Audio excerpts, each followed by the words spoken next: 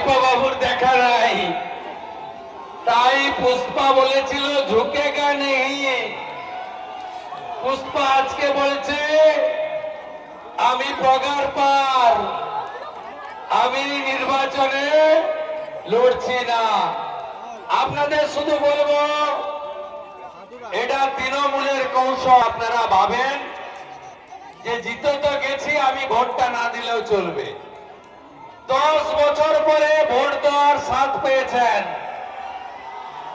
100% vote চাই, 3 নম্বর বোতাম টেপা চাই, পদ্ম ফুলে ভোট চাই।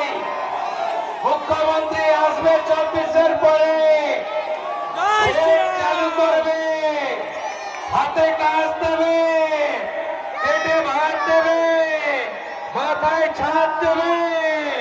ফলটাকে নতুন করে দেবাংশুর নেতৃত্বে সাজিয়ে দেব আমরা। সবাই ভোট দিতে যাবেন, উৎসবের মতো ভোট।